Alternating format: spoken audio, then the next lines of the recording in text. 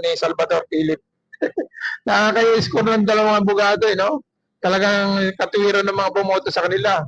Mukhang, kasi pag abogado kasi mukhang magaling mangurakot eh. Kaya hindi sila makahabol sa bilang, no?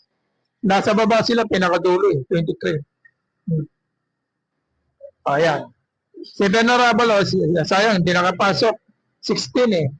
Hindi natin alam kung ilan pa yung natitirang bibilangin pa. Ayan. Kasi itong ano pa lang ito, partial, unofficial pa ito. Wala pa ito yung talagang pinaka-official niya.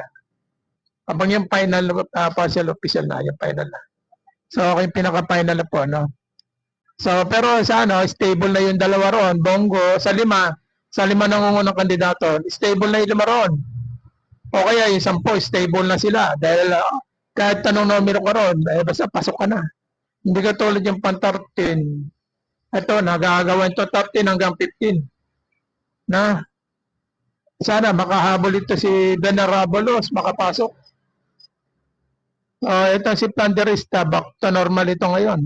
Back to biglang sasali sa Batang Quiapo yan. Kasi si Lito Lapid nakapasok number 12 eh. No, sinundan niya si Amy Marcos.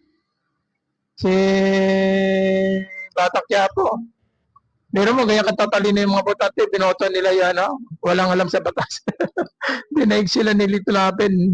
Walang panama ito, Manny Pacquiao, pang 18, yo. Hindi rin nakapasok, di ba? Hindi umobra yung talent ni Manny Pacquiao kasi nasira si Manny Pacquiao mo kung saan? Kay Duterte. Kaya si Manny Pacquiao, hindi siya nagustuhan ng mga tao, lalo ng mga pink supporter. Pero kung hindi lang nagyan ito kay Duterte, boboto ito ng mga pink supporter eh. Yun ang problema. Sayang din to si Heidi Mendoza, hindi nakapasok. Kasi hindi pa siya gano'ng kilala sa ibang probinsya. Talo sila Bamakino sa parting Mindanao. Mababa score nila